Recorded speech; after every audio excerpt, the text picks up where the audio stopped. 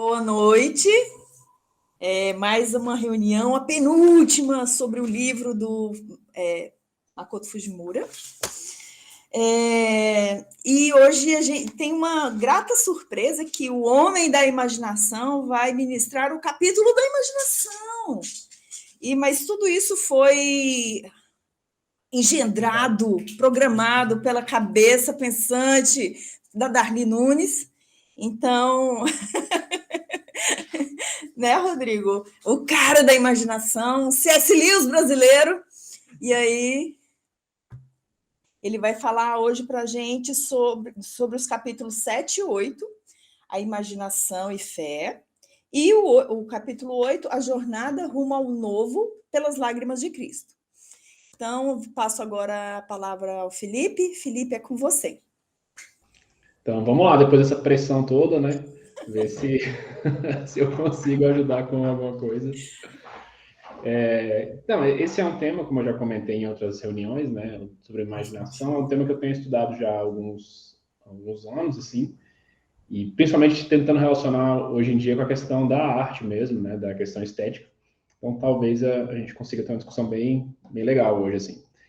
E eu vou seguindo os capítulos, igual eu fiz da outra vez, e parando nas partes que eu acho mais relevantes de tocar, e a gente vai, fiquem à vontade também para qualquer momento tirarem dúvida ou pedir para explicar alguma coisa de forma mais clara e tal.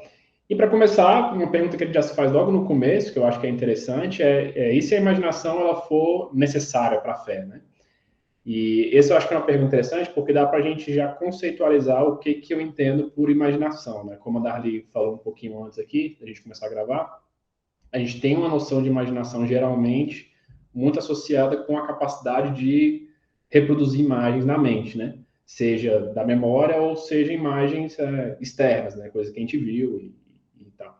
Na verdade, o que eu vejo como imaginação é um pouco mais amplo do que isso, seguindo alguns autores como o próprio Paul Ricoeur, o Servel também vai numa linha muito parecida com essa, né? Para quem conhece o Calvin Servel, que é uma visão diferente, por exemplo, da do Huckmacher e do Doiver, né? Que ainda tinha uma visão da imaginação mais próxima dessa anterior que eu comentei. Mas essa visão que eu estou defendendo, ela percebe a imaginação como um tipo de senso, né? Uma capacidade do ser humano de aprender as coisas, a realidade, mas que não é propositiva, não é cognitiva, não é raciocinada, vou colocar assim, né?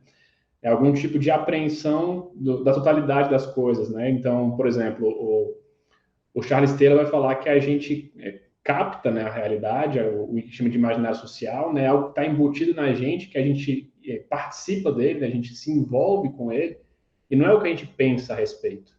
Isso é tudo captado pela capacidade do homem de imaginar. O Riquet, por exemplo, vai fazer uma aplicação disso. Eu estou só colocando alguns autores para vocês também já irem se familiarizando, se tiverem interesse com esses autores no futuro, né? O Riquet, por exemplo, vai falar que a arte, né, no caso das narrativas, que é o que eu estou trabalhando mais especificamente, tem essa capacidade de mostrar como, né, de dar possibilidades de como ser. O que ele está falando com isso? Que quando você se envolve com narrativas, sejam elas ficcionais ou históricas, ele não faz diferenciação, você está percebendo novas formas, novas possibilidades, né, de como ser humano. Então, isso ativa a sua imaginação para você ver novas formas de agir, novas formas de ser, novas formas de estar no mundo, né? Usando alguns termos mais da filosofia mesmo. Então, de forma resumida, que eu poderia dizer assim, que a imaginação ela é mais um senso, uma capacidade da mente humana de criar conhecimento que não é um conhecimento propositivo. E eu estou usando conhecimento aqui justamente porque uma das discussões do Servel é mostrar que existe conhecimento além do conhecimento racional, né? Que também já é uma ampliação, assim. Que o Makoto, assim, eu não estou fugindo muito do livro, porque o Makoto está trabalhando muito em cima disso. De a arte, ela produz um tipo de conhecimento diferente. Então, por exemplo, se a gente for olhar o conhecimento mais clássico, vamos colocar assim, geralmente as pessoas vão falar que conhecimento é o quê? É verdade justificada, né? Quando você consegue justificar racionalmente alguma coisa, aquilo se torna um conhecimento. E o que eles estão falando é, olha, isso é um tipo de conhecimento. Ele é válido, mas a gente conhece coisas que a gente não consegue desenvolver racionalmente. O próprio conhecimento que a gente chama de habilidade técnica, né? Por exemplo, você toca algum instrumento, você pinta, você faz qualquer coisa artística. Esse conhecimento não é racional. Você não raciocina o que você está fazendo com o pincel na hora que você está usando. É um conhecimento que você adquiriu que é corpóreo. Você repete aquele movimento até ele ficar natural, você consegue fazer. E muitas vezes você não vai conseguir raciocinar em cima daquilo. O James Smith, ele tem um exemplo legal que ele fala, quando você está digitando uma coisa no teclado, no seu computador, você não fica raciocinando o que você vai digitar, você digita. O seu corpo sabe onde é que ele tem que ir pelo hábito. É um conhecimento também que você adquire que é corpóreo. E o que eles estão defendendo aqui, olha, tem um tipo de conhecimento que é estético, que vem pela imaginação, que ele te passa conhecimento pela sensibilidade, né? Ele é sensível, pelo sentimento, que é algo que a arte faz. Então, eles vão dar alguns exemplos, por exemplo, de filmes. Você assiste, às vezes, algum filme que você não consegue descrever racionalmente o que está acontecendo, o que aquilo ali te passou, mas você aprende alguma coisa nova, mesmo assim, você entende alguma forma nova do ser humano ser, da realidade. E aí entra uma questão bem interessante que o Sérgio trabalha muito, que é a questão da alusividade da arte. Né? O que é a alusividade da arte? Que ele também chama de nuancefulness, né? Que seria tipo nuancividade. Que seria justamente essa questão de você, da arte, captar elementos que estão lá na realidade, mas são elementos que não estão que estão implícitos, né? Que ele chama de excesso de significado. O Riquet também vai usar esse termo, né? A realidade, né? Quando eu digo realidade, todas as coisas, né? O ser humano, a criação, tudo que Deus fez, tem um excesso de significado. O que isso quer dizer? Quer dizer que as coisas não são só aquilo que a gente consegue perceber de imediato. E o artista justamente consegue olhar para essas coisas e ver significados que estavam ocultos. E aí eles vão ampliar isso. E você vai aprender alguma coisa nova sobre aquilo através da forma como o artista concebeu aquilo, como ele viu aquele excesso de significado e conseguiu traduzir aquele excesso de significado em alguma coisa estética, né? Alguma coisa artística. E aí eu acho que os exemplos mais fáceis de entender são filmes mesmo, né? Que você consegue pegar, um diretor consegue ver alguma coisa da realidade humana e talvez traduzir num filme que te apresenta aquilo e mexe com a sua sensibilidade, mexe com a sua imaginação. E às vezes era uma forma que você nunca tinha parado para perceber sobre como o homem pode ser, como a realidade pode ser, como o sofrimento pode ser. O Makoto vai trabalhar muito essa questão do sofrimento, né, no próximo capítulo. Então, assim, são alguns elementos para a gente começar a pensar e eu vou seguindo aqui e a gente vai discutindo aos poucos, né? Então ele vai começar falando justamente que, voltando àquela questão, né, de que todos nós, em algum aspecto, somos artistas, não necessariamente artistas profissionais, mas todos nós temos essa capacidade, essa sensibilidade de conseguir ver esse tipo de coisa na realidade, né? E é o que a gente deve fazer, porque para ele a imaginação, ela tem essa conexão forte com a fé, porque a fé, e tem um autor que eu li recentemente que ele vai trabalhar muito isso mesmo, de que a fé ela é muito mais uma questão imaginativa do que racional. A Bíblia não é um livro propositivo. E a fé, o seu cristianismo não é você decorar um monte de normas, né? É você realmente conseguir ver o mundo da forma que Deus quer que você veja. E toda a história da narrativa bíblica, ela é uma construção de histórias para te colocar dentro de uma história maior, né? Para te fazer participar daquilo. Então é uma questão muito imaginativa mesmo. E o próprio Jesus se utiliza disso, né? As parábolas todas, quando ele vai desenvolver o que é o reino de Deus, por exemplo. É como um grão de mostarda que vira uma árvore. Isso tudo é uma questão, tipo assim, ele não está fazendo uma proposição. Ele não está falando assim, ó, o conceito do reino de Deus. Ele está falando, não, o reino de Deus se parece com isso. O que é a volta de Cristo? É Cristo se encontrando com a noiva dele, que é a igreja. Essa imagem da noiva, o que ela representa? Por que ele está usando uma imagem de algo, de um casamento? E não falando lá, ó, a volta de Cristo é isso, representa esse conceito. Porque o cristianismo, por mais que as lógicas, as doutrinas são importantes, eu não estou tirando a importância delas aqui, até porque a maioria dos autores, quando eles são equilibrados, eles vão trabalhar raciocínio e imaginação como conjuntos, né? Justamente porque um alimenta o outro. e não como coisas opostas. Então, a gente sim precisa das doutrinas também, e elas vão ajudar a moldar a forma como a gente imagina, mas a fé em si, ela é muito mais um exercício de se colocar numa posição de ver o mundo de uma forma específica e lidar com a realidade de uma forma específica do que algo proposicional, ligado com o entendimento, né? E aí ele vai falar tudo as questões todas de a gente usar a nossa imaginação para criar mesmo, né? Que é o nosso trabalho de criador de cultura, educação e cultivo da imaginação, a página 15 ele vai falar sobre isso, né? E isso está muito ligado também a essa questão que ele vê de a gente cuidar da cultura. E aí tem uma parte que eu acho bem relevante, que ele vai trabalhar um pouco sobre a gente ter que, às vezes mesmo, direcionar isso, né? E a gente falou um pouquinho na última reunião, alguém perguntou sobre como é que podia se treinar, por exemplo, né, para ser, acho que estava falando de poesia, não lembro exatamente qual era a pergunta, mas muito disso, de como você se treina como artista, é você tentar mesmo enxergar esse excesso de significado na realidade, porque você sabe que Deus que fez. Você sabe que Deus fez as coisas com mais do que elas aparentam, né? Para falar um pouco de filosofia, por exemplo, o Hermann Dover vai falar, olha, a gente não tem só um aspecto físico, biológico e químico na realidade. A gente tem sim um aspecto simbólico, um aspecto estético, um aspecto jurídico. Então as coisas elas são mais do que elas aparentam ser, se você tiver uma visão muito racional e científica das coisas, né? O próprio ser humano, assim, a gente olha para um ser humano, ele não é só um agregado de matéria. Ele é uma pessoa. O que significa? Significa que ele tem experiência, ele tem uma história, ele tem uma bagagem, ele pensa, ele tem sentimentos. E isso muda a forma como você enxerga. E outra que isso também, a realidade, ela deixa de ser algo estático.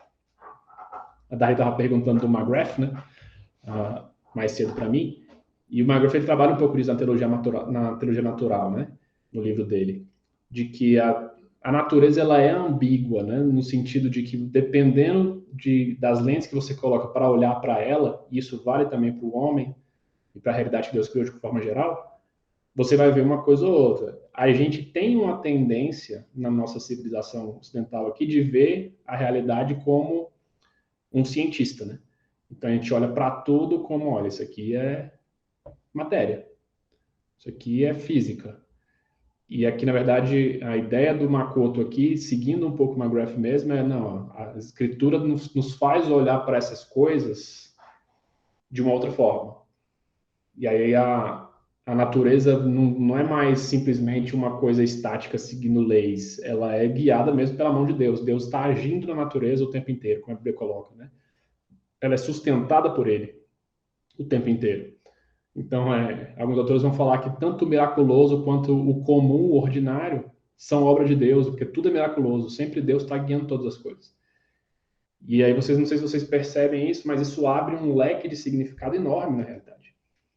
Porque por trás de todas as coisas você tem a mão de Deus sempre.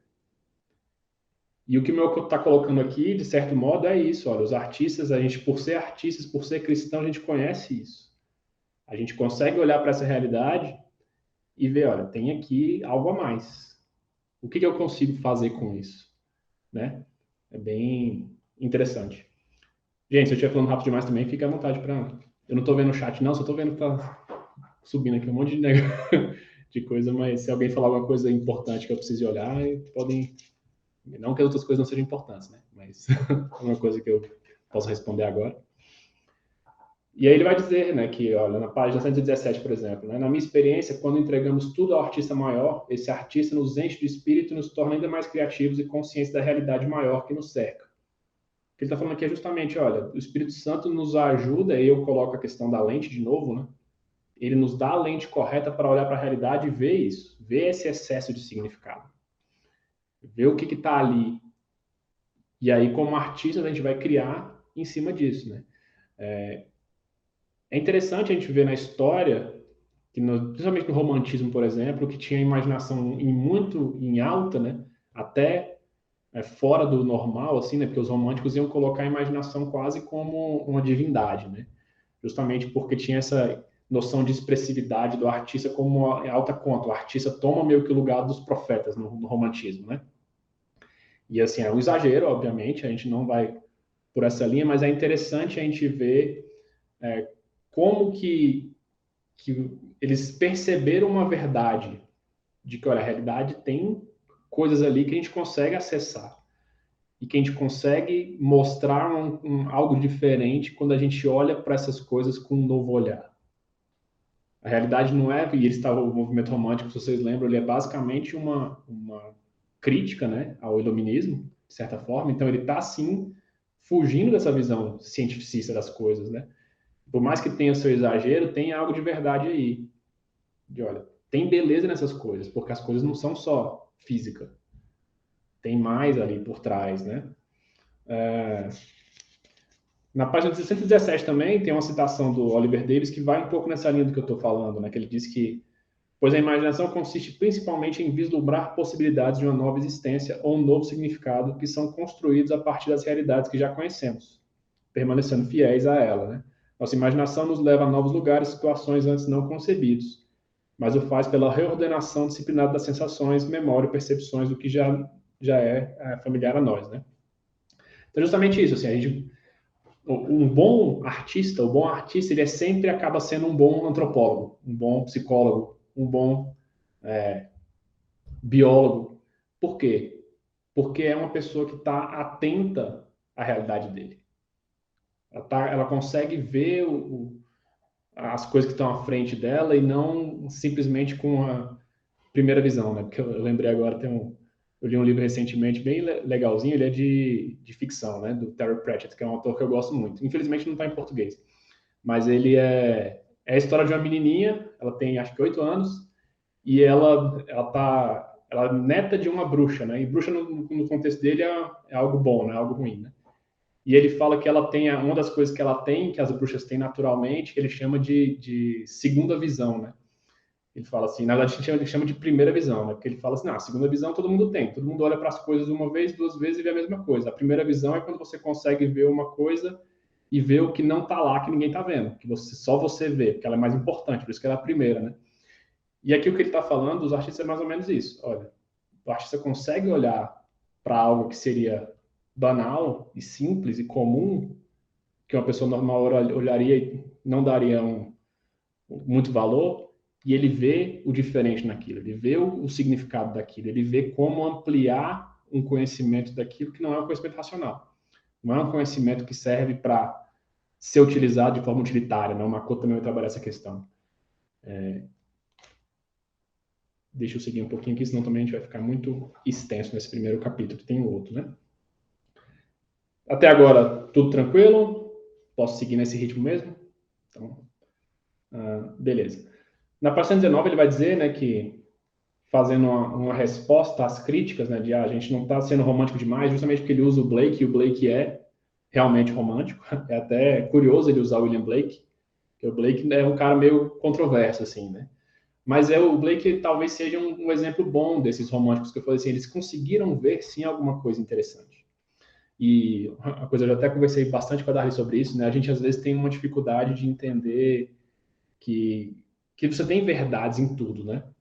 E às vezes a gente quer rejeitar um movimento ou outro, assim, porque a gente não concorda com todo ele. E o normal é a gente não concordar com tudo de nada mesmo. Assim. É a gente encontrar elementos de verdade em todas as coisas e problemas em todas as coisas. Assim. Então é bom a gente, como artista, né? Eu estou me incluindo aqui, vocês já sabendo do meu histórico de quase não ser artista, né? Mas é mais fácil eu falar assim. A gente tem que sempre olhar para todas essas coisas, e é por isso que eu falo que um bom artista ele vai estar sempre antenado com o que está acontecendo, e aí vai ser um bom psicólogo que ele vai conseguir perceber as pessoas, ver as pessoas como mais do que, né, máquinas, que apesar de já ser um conceito mais batido na filosofia, ainda tem muita gente que vê as pessoas assim, né? Ou mais do que só problemas, né? Uma psicologia bem simplista, assim, um monte de problema de infância que se perpetua. Não, a gente sabe, ó, são pessoas criadas à imagem de Deus, mas que têm um histórico, que tem as cicatrizes dela, como a gente já viu na última vez também com o Makoto, né? Tem toda a bagagem do que ela trouxe, do que ela viveu, das experiências. E o que que isso representa? Um bom artista vai conseguir olhar para todas as pessoas e falar, olha, eu consigo mostrar algo de diferente aqui. Eu consigo pintar algo que mostra uma realidade que às vezes as pessoas não estavam vendo, né? e aí vocês que conhecem mais de história da pintura, por exemplo, do que eu, podem lembrar que ao longo da história da arte, você tem esses momentos em que alguém tem um olhar diferente sobre a realidade. E você está pintando flores, mas por que as suas flores são diferentes das flores que eram pintadas nos períodos anteriores? Você está fazendo um retrato, mas por que o seu retrato é diferente dos retratos que eram feitos anteriormente? Eu estava lendo recentemente sobre a questão do autorretrato, né? E o autorretrato ele só começa a existir na arte a partir do momento que você tem desenvolvimento técnico do espelho, por exemplo, que não existia antes. Então, assim, é interessante vocês verem como o artista consegue pegar algo que a gente não perceberia naturalmente. Assim. As pessoas nunca se pintaram. Por quê? Porque elas não se viam. Ou então elas se viam através de coisas que distorciam a imagem delas, porque não era um espelho adequado, né? Era um tipo de pintura diferente. E ele consegue, a partir do momento, olha, esse elemento aqui novo que surgiu, agora tem um certo celular, exatamente assim, você cria, a tecnologia avança e faz com que a gente consiga ver a realidade de outra forma. Então, isso quer dizer o quê? Que a gente vai estar sempre tendo novas formas de ver as coisas, novos significados sendo destrinchados, né? Porque as coisas nunca param. A criação de Deus, ela sempre se perpetua, ela continua, eu não queria usar evoluindo, porque eu não gosto muito dessa palavra, mas, de certa forma, ela continua evoluindo, porque o homem continua criando. A imaginação do homem faz as coisas continuarem e isso se retroalimenta, né? Porque surgem novas coisas, a gente vai pegar essas coisas e ver novos significados, né? Tanto bons quanto ruins. Então, a arte também tem um papel crítico nesse sentido. A Darli falou, por exemplo, de celular. O próprio celular, ele abre possibilidades novas, mas ele abre possibilidades ruins também. De vício, de falta de conexão. Quantas vezes a gente não para conversar com as pessoas numa mesa para comendo alguma coisa, está todo mundo mexendo no celular em vez de estar conversando com as pessoas. Né? Então, assim, tudo isso o artista consegue ver e falar assim, olha, o que tem significado aqui que eu ainda não percebi, ou que as pessoas não perceberam? E aí entra a questão da palavra de Deus, né? O que o Makoto está falando? A gente tem sim uma lente que nos faz ver todas essas coisas de uma forma diferente do resto do mundo. A gente não está olhando para todas essas coisas e falando assim, isso é normal, é simplesmente pessoas usando celulares. Não, falaram, peraí, a gente sabe sobre idolatria, a gente sabe sobre um Deus que exige atenção plena e não quer dividir o tempo dele com outros deuses, né? A gente sabe, por exemplo, sobre questões de amor ao próximo, como é que você expressa esse amor ao próximo? Colocando algo na frente entre um e outro? Sim. O que eu estou tentando fazer aqui? Pegar tudo aquilo de bagagem que a gente tem do cristianismo, que é o que o Makoto está colocando, e falar, olha, isso aqui mostra para a gente que a gente pode criar olhando para a realidade, destrinchando novos significados, mas olhando para essa realidade com a bagagem cristã que a gente tem. Esse aqui é o diferencial do artista cristão. E eu acho que ele é interessante, assim. O Makoto, ele tem um problema que vocês já devem ter percebido, que ele não é muito sistemático, né? Então, assim, ele vai soltando essas coisas, você tem que ir meio que pegando, assim. Mas eu espero que esteja ficando claro, né? Vou seguir um pouquinho para a gente poder passar para o próximo capítulo também. Ele vai fazer um pouco da crítica, como eu já comentei, sobre o pragmatismo, né? Que essa visão da própria arte, das coisas, como simplesmente utilidade. E eu vou deixar para isso mais para o próximo capítulo, que eu acho mais interessante falar sobre essas coisas quando a gente falar sobre as lágrimas de Cristo, né? Mas eu vou parar aqui só um pouquinho antes desse capítulo, de acabar esse capítulo aqui, voltando um pouquinho no Blake, que ele fala uma coisa bem interessante, né? Que o Blake, ele diria que o poeta, ele nomeia experiências, né? Eu gosto de voltar na questão do Blue Riquet, porque eu acho que aqui faz isso muito bem, assim, de mostrar o que são narrativas, na verdade, histórias, né? Pensa em Jesus Cristo contando parábola. O que ele está fazendo? Ele está pegando, geralmente, conceitos gerais, mas ele está mostrando uma aplicação prática. É sempre algo particular mesmo, né? O que é o que a arte faz?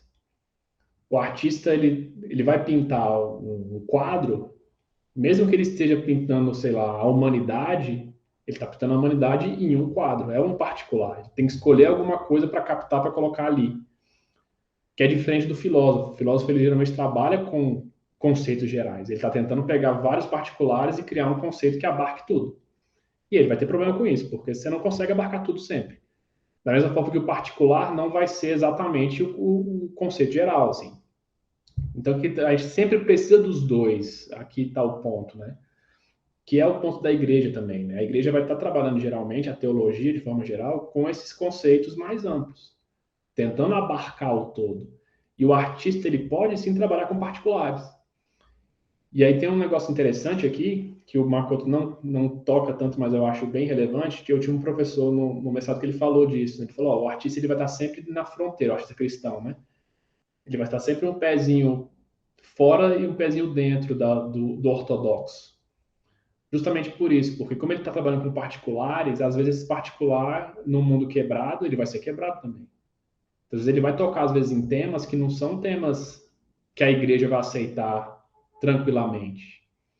Porque não é a igreja, como está trabalhando com geral, ela tende a criar os conceitos deixando de fora tudo que é complicado. O conceito geral faz isso. O artista não, ele está trabalhando com particular. O homem particular, vamos pensar em pessoas. A pessoa ela é sempre errada e certa ao mesmo tempo. Todo mundo aqui é pecador. Se a gente tivesse acesso à vida de vocês todos aqui, a gente ia se chocar com um monte de coisa e achar um monte de outras coisas, tipo assim, legal, isso aqui é muito bom, que bom que essa pessoa é assim. Porque todo mundo é assim. É o normal. E o artista está trabalhando com essas particularidades.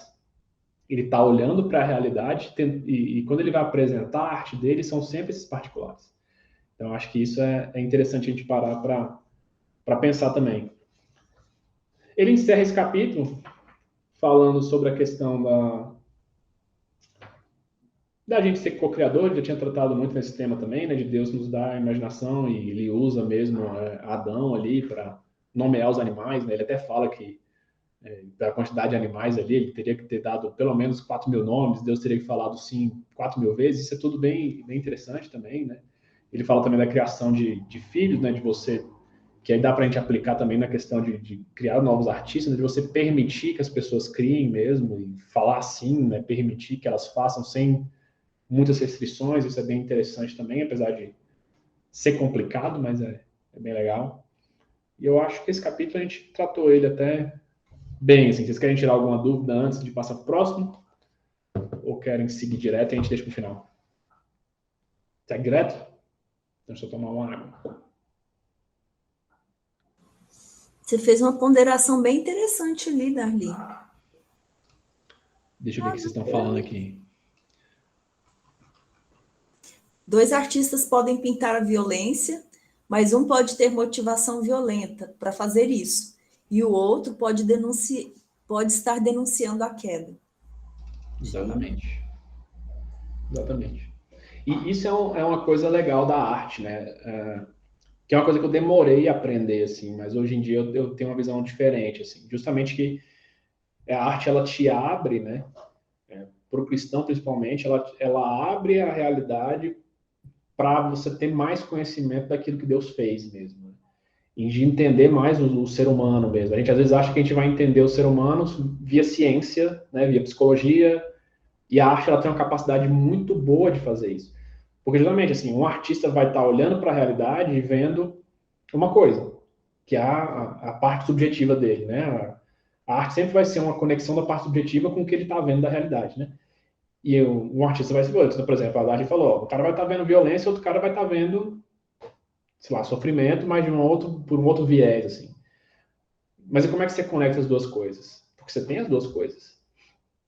Vamos falar, por exemplo, de amor, né? Não sei se vocês já viram algum filme do Wong Kar-wai, que é um diretor chinês muito bom, inclusive. Assistam o In the Mood for Love. Sensacional esse filme. Para quem não viu, veja. E, por exemplo, ele tem uma visão de amor nesse filme que é sensacional. Assim, é muito bonito o filme. Bem diferente de uma visão de um filme, sei lá, romance hollywoodiano, assim, que já tem uma visão, aquele clichêzão. Você fala assim, também tem verdade aqui em um certo nível. Como é que você junta as duas coisas? Felipe, Isso é legal. Oi? é um que são como se fosse um documentário? Não, esse é um que é um. Deixa eu mandar o link para vocês aqui. Porque Eu só tem não um... sei onde ele tem, porque eu assisti no Mubi. Vocês têm um Mubi? Não. É legal. Mas aí pega uns 7 dias grátis, dá pra ver. Esse aqui, ó. O MUBI é bem legal, assim, ele é uma plataforma de curadoria. Então eles têm poucas coisas geralmente, mas são coisas bem selecionadas assim de cinema, né? Aí é bem interessante. Eu acho também caro, por isso que eu peguei Ah, ele não mandou o link, né? Mandou só o nome. Mas eu vou mandar o nome aqui e vocês pegam depois. Aí eu peguei, acho que eu consegui uma promoção de 30 dias, portanto, lá eu vi um monte de coisa e agora eu tô pensando se eu renovo ou não, mas fica pra. Mas esse filme é muito bom, mas a ideia dele é justamente assim, fazendo um spoiler curto, para não tirar. Até que dá para ver, mas é porque não é o spoiler, né? A premissa do filme mesmo. São vizinhos que eles desconfiam que a mulher do cara tá traindo ele com a esposa do outro cara. Não, na verdade é o contrário, né? Enfim, vocês entenderam. Um cônjuge de um casal, eles estão suspeitando que tá traindo com o outro. E aí esse casal que não está sendo traído, né?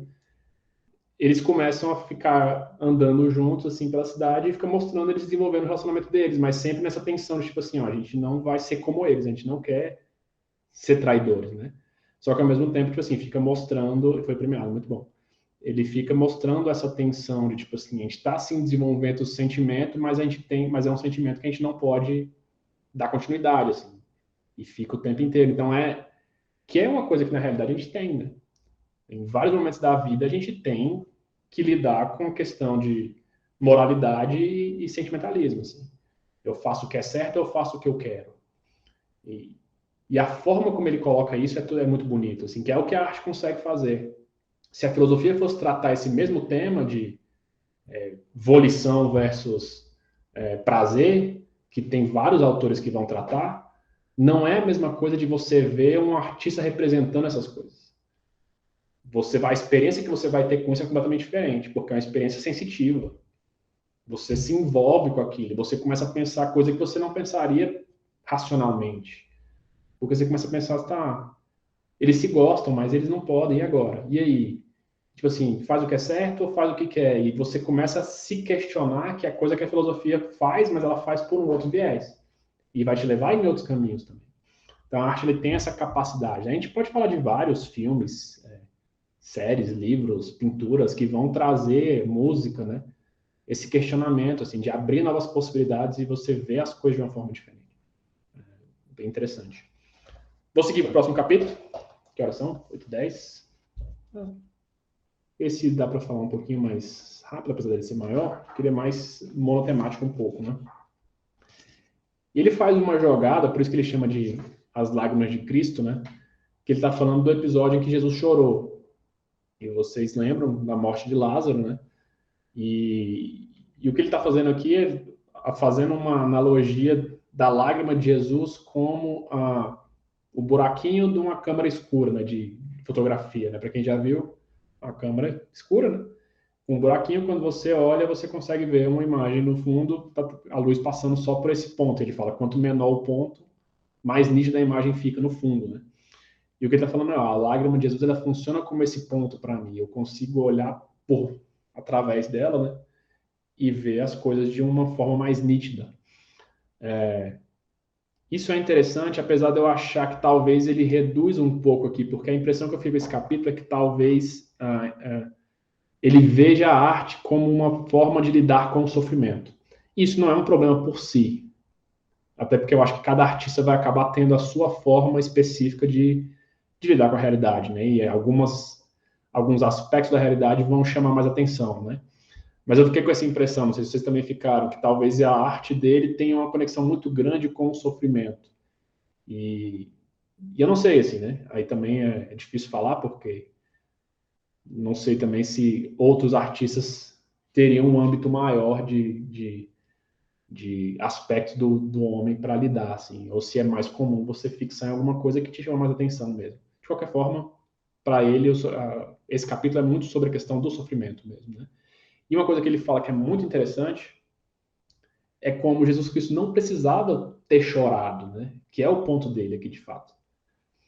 Falar, quando Jesus Cristo chega lá, ele podia ter ressuscitado Lázaro direto. Ele sabia que ele ia ressuscitar Lázaro, ele sabia que ele tinha poder para isso. Por que ele chora? Parece algo supérfluo, né? Parece algo desnecessário. E ele fala, a arte da mesma forma, ela parece algo desnecessário. Mas o fato dele ter parado ali diante de Maria e se comovido com ela, e chorado mesmo ali naquele momento, mostra que Deus se importa sim com essas coisas, né? Deus se importa em estar ali fazendo esse papel de estar junto, né, da pessoa em sofrimento. Então não é algo supérfluo, não é algo desnecessário, é algo bom. E isso eu acho que a parte mais interessante desse capítulo para mim foi isso mesmo, porque eu fiquei pensando, né? Por mais que ele talvez tenha essa visão da arte que para ele parece reduzir um pouco, é uma visão relevante assim da arte ter uma capacidade de, olha, a gente está aqui no meio disso, a gente está vendo o seu sofrimento e tentando lidar com ele de alguma forma. Mesmo que pareça supérfluo, a gente está tentando apresentar beleza aqui, né? E naquele momento, Jesus chorar tem essa característica de, olha, eu estou aqui, tá tudo bem. Você está triste? Eu também estou. Tem um pouco disso. O outro ponto que ele vai trazer da lágrima de Jesus é que ele vai fazer uma outra analogia, e isso é uma coisa interessante sobre imaginação, né? Que metáforas e analogias elas são muito fortes na imaginação, justamente porque elas abrem o significado da realidade, né? Voltando um pouquinho no outro, só porque eu lembrei disso. Tem um autor que eu gosto muito que é o Owen Barfield. Ele era dos Inklings, para quem conhece, que era o grupo de escritores lá de Oxford, né? Do Lewis, Tolkien, aí tinha o Barfield e tinha esqueci o nome do outro cara. Tinha outros, né? E aí o Barfield vai falar uma coisa interessante no livro chamado Dicção Poética, né? Também não tem em português, mas ele vai falar sobre a questão da poesia, né? O que a poesia faz, e uma das coisas que ele fala que a poesia faz é isso, ó. Um texto poético tem essa capacidade de abrir o significado da realidade. Então, quando ele fala que uma cachoeira é maravilhosa, assim, o que significa isso? É muito mais amplo do que eu falar que uma cachoeira é um monte de água caindo. Porque a cachoeira tem a água é fria. Então, não, a água é bela, cristalina, sacia a sede. Você começa a criar, através das palavras, você vai ampliando o significado daquilo. Ah, essa cachoeira é tão bela quanto, aí você já faz uma comparação, ou uma analogia, ou uma metáfora que já abre aquilo cada vez mais, né? E aí, falando da analogia, o Makoto faz uma outra analogia sobre as lágrimas de Jesus, que ele fala, olha, antigamente as pessoas as lágrimas eram importantes, né? Elas captavam as lágrimas nos potinhos para guardar. Ele chamava de coletores, não lembro como é que é o nome aqui que ele bota. Mas ele fala, as lágrimas de Jesus, ninguém pegou. Elas caíram no chão, e ele entende que, de certa forma, elas caíram no chão e foi uma forma delas se espalharem, né, pela realidade. Ou seja, é como se para ele, a gente tivesse acesso de alguma forma. É lógico que isso é uma linguagem metafórica, né? Ele não está aqui falando que a gente está usando a lágrima de Jesus como matéria-prima. Mas o que ele está falando é, olha, a realidade toda está impregnada com esse Cristo. E isso a Bíblia fala. Todas as coisas, elas convergem para ele. Tudo foi feito para ele, por meio dele. O que ele está falando, de certa forma, a gente pode entender dessa forma, né? A realidade, ela está impregnada de Cristo. E a gente pode, sim, também destrinchar isso. Cavar a realidade para apresentar isso. Nos vários aspectos que isso significa, né? Na página 139, ele vai falar um pouquinho sobre essa questão do analítico, do intuitivo, do racional, emocional, que não são dicotomias, né? A gente tem que aprender a usar os dois. Eu li de um autor uma vez, eu não lembro quem foi, falando sobre como Adão, ele provavelmente era, como um homem perfeito antes da queda, né? Ele era esse homem que tinha tanto um aspecto racional desenvolvido quanto um aspecto estético desenvolvido, né? Tanto é que vários dos trabalhos que Adão desempenha antes da queda ali são questões imaginativas mesmo, de nomeação, de desenvolvimento do jardim, que era uma questão estética. Se a gente pensar que o jardim é algo belo, não era só tratar a natureza, era mesmo deixar o jardim bonito. Tem toda uma questão aí. Quando Adão recebe Eva como esposa, ele faz uma poesia em agradecimento, né, por ela, ou seja, era um poeta também. Isso é interessante porque alguns autores vão nessa linha de falar, olha, o homem pleno, a humanidade, ela sabe usar bem as duas coisas. Ou seja, a gente raciocina bem, mas a gente também cria bem. A gente sabe usar a imaginação bem. E aqui o que ele está falando essas duas coisas elas não são dicotômicas, né? Elas não estão em oposição umas com as outras. E a gente acaba tendo essa visão de que elas estão em oposição porque a gente assumiu muito da visão corrente que é cientificista até então, né? A gente ainda não, por mais que a gente tente se livrar disso, a gente ainda acaba olhando para as coisas como coisas e não como realidade que Deus criou, como criação de Deus. As próprias pessoas, né? Então a gente começa a ver que ele vai falar muito do pragmatismo, como é que essas coisas podem ser úteis? É útil ou não é útil? Eu vou comprar alguma coisa bonita ou vou comprar uma coisa simplesmente que resolve o meu problema? E é lógico, assim, tem outros aspectos a se considerar, né? Questões financeiras, questões de acesso ou não a esse tipo de coisa. Tem várias outras coisas para se considerar quando a gente está falando disso, né? Mas o aspecto estético por si, que é um dos pontos do Makoto aqui, olha, ele é importante, ele é relevante, ele não é supérfluo. O fato de Jesus ter parado para chorar mostra para a gente que ele estava preocupado com algo além do útil, do prático. Estava preocupado com algo mais.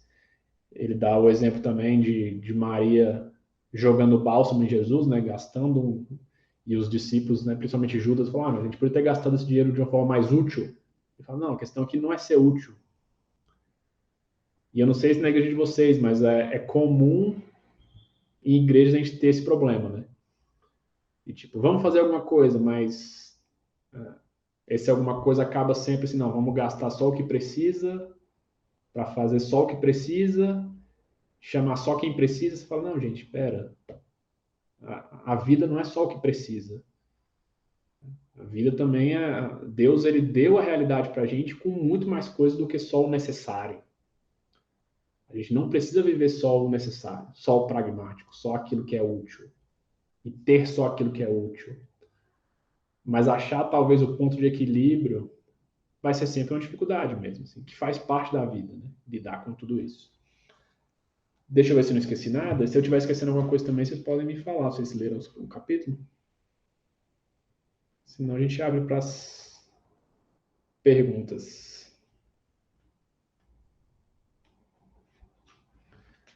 Tinha só uma parte que eu tinha marcado aqui, deixa eu só ver se eu acho, que ele faz uma... Ele fala, tipo, a tese desse livro que aí dá uma resumida boa no... Só não vou lembrar onde é que tá.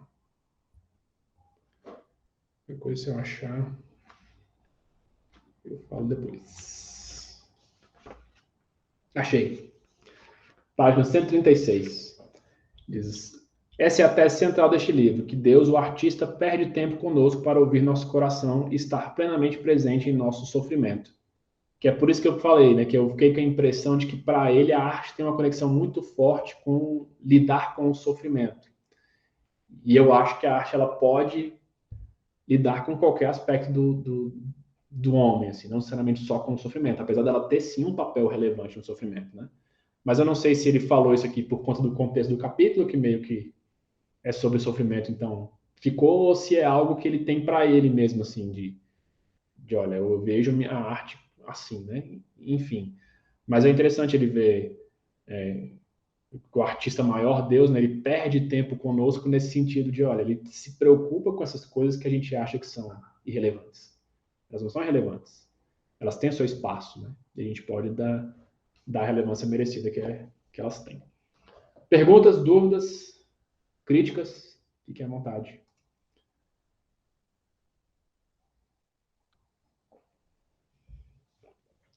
Diga, Darli. Deixa eu ver a fila aqui, não vi quem levantou primeiro. Darli primeiro. Felipe, você trouxe pontos assim importantíssimos para a gente pensar, principalmente para nós cristãos que gostamos, né, de definições para o campo das artes, normas, especificidades que nos dê parâmetro, né, para a caminhada. E aí você trouxe o Servel, quando ele fala sobre alusividade, é um tema que me interessa muito, eu gosto muito desse termo, porque ele tira a gente desse nosso desejo, né, por parâmetros muito específicos. E dá para a gente o que você trouxe, que para mim faz muito sentido e é muito interessante pensar, que é o termo excesso de significados. Que é essa sentença aí, né? Pensar essa possibilidade que nós temos de captar elementos que estão implícitos e explícitos, pensando a partir do excesso de significados. Mas, ao mesmo tempo, a gente vai encontrar alguns autores que vão falar também de que uma boa arte, ela tem uma boa economia, né? E eu queria que você comentasse mais sobre esse excesso, para a gente não cair na ideia negativa do excesso, né? Porque tem muita gente que vai dizer que uma boa arte precisa de uma boa economia. Nem muito too much, nem muita coisa, nem excesso de coisa, mas também nem vazio demais, nem minimalista demais, por exemplo. E não só em relação às formas, mas em relação a conteúdo, tantas outras coisas. Então, eu queria que você explorasse para a gente, contasse mais um pouco sobre esse excesso. Eu gosto demais do conceito de economia do Bob, o Rodrigo comentou ali. É bem dele que eu estou falando mesmo. Bob Goldwasser. O Servet fala uma coisa interessante, não estou com o livro aqui, no Estética Normativa dele, né? Que também não está em português. O Servet vai ser um negócio difícil de botar em português, porque é uma traduçãozinha chata de fazer. Mas ele tem um ensaio lá, acho que é o 3º capítulo, que ele está apresentando a filosofia do Doiver, né? Ele vai começar a falar, o Doiver, quando ele cria, ele fala que a realidade se destrincha, né, em vários aspectos. Ele cria a possibilidade de uma ciência estética, que é uma coisa boa, mas ele vai criticar o Doiver justamente por isso. Ele fala, o Doiver e o Huckmark, eles acabam ficando presos numa visão ainda um pouco clássica de beleza, né, como harmonia, né, que seria mesmo essa questão de frugalidade, de você ter uma estética voltada a não ter excessos, né? E ele fala uma coisa bem interessante nesse ensaio, que ele fala, olha, isso me parece ser que assim, se a gente pensar que todos esses aspectos da realidade, né, seja físico, matemático, cinético, tal, eles participam sempre de todas as coisas, ou seja, todas as coisas têm algum elemento de algum aspecto, normal. Ele vai falar, ó, me parece que essa questão de harmonia, ela é um tipo de participação do aspecto matemático, né, numérico, é o termo que ele usa, na arte. Ou seja, ela tem o seu espaço, mas a arte não se reduz à harmonia. Ou seja, o que ele está dizendo aqui é, olha, você tem sim que ter algum tipo de harmonia, porque faz parte, o aspecto numérico participa da obra de arte, e se você tiver uma coisa completamente não harmônica, assim, que não tenha nenhum tipo de harmonia, talvez não seja arte mesmo, mas o que define uma obra de arte, aí ele vai colocar, para ele, é a alusividade. Que a alusividade, como eu disse, ele até usa como sinônimo, né, que seria mesmo essa questão de nuance, né? Seria uma nuancividade para ele. Que é o excesso de significado, está ligado a isso. Ó, você tem nuances nas coisas. Então, por exemplo, você pode ter uma história que representa uma mãe como um leão, por exemplo, protegendo os filhos dela.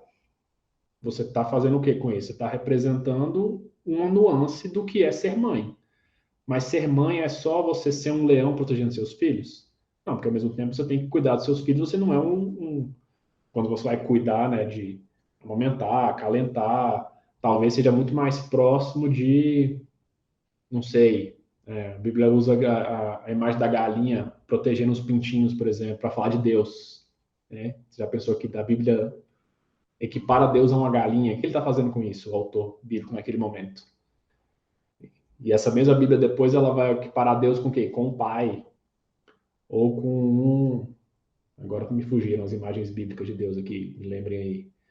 Mas enfim, a Bíblia usa diversas imagens diferentes. O que todas as imagens fazem?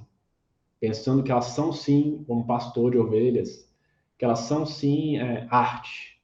Elas estão apresentando nuances diferentes, por isso que é questão de nuancividade mesmo, né? De Deus. E aí o que o Sérgio está falando, não, a alusividade é isso, o artista ele pega essas nuances da realidade e consegue passar isso de uma forma que se conecte com os sentimentos da pessoa. E aí a gente, por exemplo, falou de pintura. A gente tem quantas milhões de representações da Madonna, né? Que é o clássico, né? Da pintura aí. E cada uma delas vai representar nuances diferentes daquilo.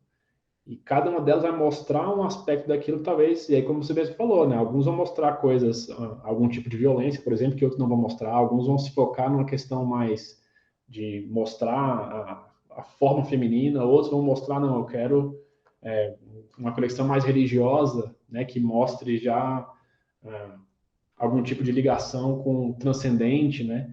A gente pega todas as representações de Maria que a gente tem na história da igreja. Você tem algumas que vão ser bem pé no chão, de Maria amamentando, por exemplo, e outras já, tipo, não, Maria Imaculada nem pisa no chão, porque, entendeu? Tipo assim, todas essas coisas você pega e fala, olha, elas têm elementos de verdade, porque o artista está olhando para a realidade de uma forma, com uma lente, pegando uma nuance daquilo e representando aquilo de uma maneira estética. E onde é que está a harmonia aí? A obra ela tem, sim, elementos harmônicos ali. Então, assim, da mesma forma que ela tem elementos jurídicos, ela tem elementos econômicos, geralmente elas foram utilizadas para alguma coisa, ela tem elementos práticos de ornamentação, ou seja, ela não ela é sempre um todo, né? A obra de arte ela nunca é só uma coisa, assim, ela é sempre um conjunto de coisas e participa de um monte de coisas. Eu concordo com o Sérgio quando ele muda de harmonia para alusividade, porque eu acho que ele enriquece a obra de arte. Porque eu acho que quando a gente trata só como harmonia, a gente vai ter a tendência de ver isso, assim, essa obra é harmônica? Se eu não conseguir perceber a harmonia daquilo, talvez eu não considere como obra de arte. E aí a gente pode ter alguns problemas, né? Eu gosto quando ele coloca assim, ó, não, tem coisa que não, talvez a harmonia não esteja aparente. Principalmente assim, pensando em música, que é onde eu estou mais próximo, né? Eu escuto algumas coisas de música progressiva, por exemplo, que se você for tentar encontrar a harmonia daquilo, você vai ter muita dificuldade. Mas é arte. Entendeu? Alguém tinha levantado a mão? Respondeu, Darli? Ajudou pelo menos um pouco? Muito, responde muito. E ao mesmo tempo também eu Risadinha. acho que o Servus também vai acabar comentando que a alusividade abre demais, né, esse campo para a gente, assim, e traz significados muito interessantes, mas ao mesmo tempo também a gente precisa se liberar dessa pressão de dar conta de tudo, né?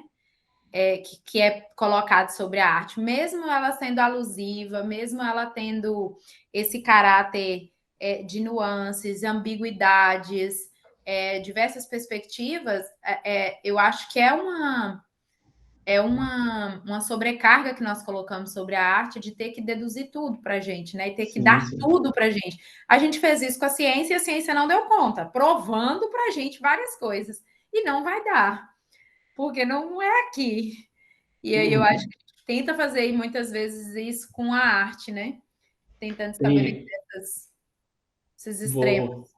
Sim, com certeza. Eu vou só falar mais uma coisa antes de passar a palavra para o Aerogiga e depois o Robert, né? Não quer mais falar? Não, agora você vai ter que falar. Não pode mudar de ideia, não.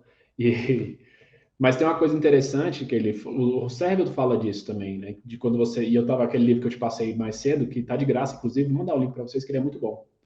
Infelizmente, só tá em inglês também. Eu falo infelizmente porque para mim tinha que ter essas coisas em português, né? Mas o autor e o Sérgio fala algo nesse sentido também, que o artista também tem que estar conectado com a história da arte antes dele, né? Porque basicamente vai dar essa visão para ele. E tipo assim, olha, o que já foi feito até aqui é isso.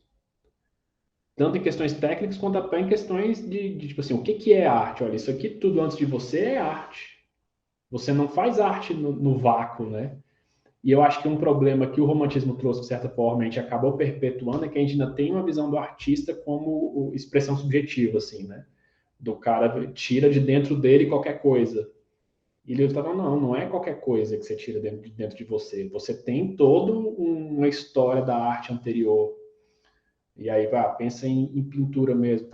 Todos esses caras que pintaram antes de você, tipo assim, eles têm um monte de coisa ali para você aprender. E o bom artista, ele tá em conexão com todas essas coisas, né? Quem tinha pedido a palavra, o Giga não quer mais falar mesmo, então, Robert. Deixa eu pegar o link aqui. Então, gente, oi, estão me escutando bem? Sim. É só para dizer que, primeiro, é muito lindo. Eu cheguei a me emocionar em alguns momentos ouvindo vocês. E esses termos eu nunca tinha escutado, né? A alusividade e tudo. Mas para dizer que eu achei um trecho do Makoto que pode contribuir.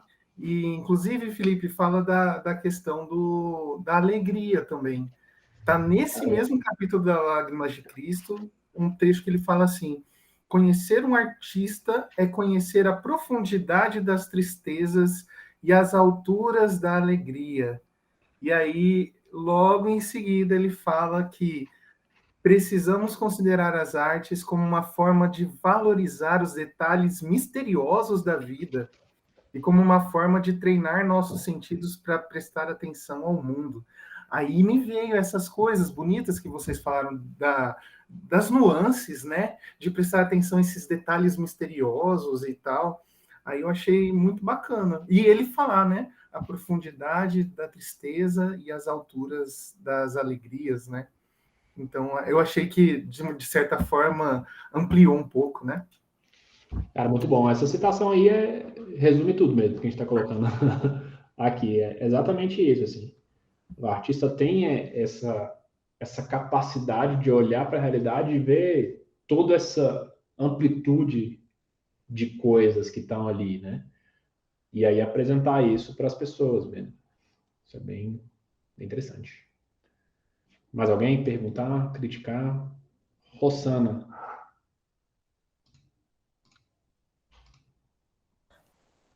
Deixa eu abrir aqui. Olá. Então, você falou da representação da tristeza, ou enfim, da tragédia, me fez lembrar que por volta do século 17, 16, 17, tinha uma linha de, assim, porque a arte e a cristandade estão, de alguma forma, estão de mãos dadas desde sempre, né?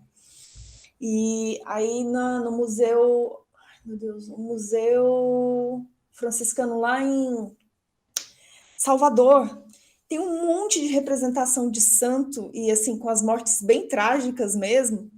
E aí o guia falou assim que naquela época, quanto mais trágico, e eram tipo manequins. Quanto mais trágico era melhor era quanto mais, acho que talvez o que ele tenha desejado dizer é quanto maior a representação da dor, mais iria tocar o fiel, né? Mas eram muitas assim, tipo sangue, tripa, uma coisa assim bem pungente, para usar uma palavrinha bonita aqui na reunião. Isso é uma coisa interessante também, que às vezes a gente não se toca tanto, né? O momento histórico, ele geralmente exige um tipo de arte diferente, que é justamente porque o artista, como ele está em conexão com o que está acontecendo, com a realidade, ele vai ver o excesso de significado, mas ele vai construir a arte dele de acordo com o contexto dele. Assim. Então, dificilmente o cara vai sair, né, o artista vai sair completamente do contexto dele para fazer algo completamente inovador, que ninguém nunca mais pensou. Mesmo as inovações que a gente tem na arte, elas são inovações dentro de um ambiente. Então, assim, a Darli pode me corrigir se eu estiver falando besteira, que ela conhece mais dessa área do que eu, mas o artista está sempre conectado, né? É sempre pé no chão mesmo. Assim. Ele tem um contexto, ele tem E aí, como você colocou, né? Em alguns momentos talvez fosse aquilo, olha, quando o fiel aqui, para ele se sentir mais abalado, a arte tem que ser assim. E todo mundo vai se apresentar aquilo. Até alguém ver uma coisa muito diferente e falar, não, eu posso se apresentar de outro jeito.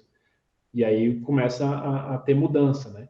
E a gente, às vezes, na história, a gente começa a ver as coisas, mas a gente faz uns saltos muito grandes, né? Porque a gente não tem sequencial, e aí parece que mudou bruscamente de um para o outro, assim. Mas mesmo quando você pega em museus que tem a oportunidade de... Não sei quantos vocês já conseguiram fazer isso. Às vezes você tem uma amostra de um artista que tem desde os quadros do primeiro dele aqui, e aí tem vários anos da carreira dele, né? Quando você consegue ver isso, você consegue ver a mudança acontecendo, assim. Que é mais interessante, né? Porque você vê, olha, esse cara, ele estava aqui dentro do contexto dele e ele foi saindo aos poucos porque ele foi realmente percebendo os elementos diferentes que tinha na realidade, que já estavam ali, que ele conseguia representar de outra forma, e aí ele vai mudando aos poucos. Geralmente não é assim, o quadro A é de um jeito, o quadro B já é de outro. Você tem um quadro A até o Z e o cara vai mudando ao longo do tempo, né? Dali, pode falar. Deixa eu só dar um salve pro Erlan, grande Erlan, sumido. Aproveitar esse exemplo que a Rossana deu e isso que você trouxe para mim, assim, maravilhoso, essa linha de condução que você está falando, né? Que não tem como a gente produzir coisas tão díspares, não faz muito sentido para o mesmo artista. Quando isso acontece, assim, quando você, por exemplo, você vê um artista que está produzindo uma aquarela de um jeito, mas na pintura com acrílica é outra. Você vai ver o tema próximo ou você vai ver pinceladas parecidas, tem alguma coisa que conecta essa produção do artista. E sobre a questão que a Rossana colocou, me veio à mente imediatamente a Adriana Varejão. A Adriana Varejão, eu vou colocar aqui um link, coloquei o nome dela no Google, e aí vocês espiem para vocês verem.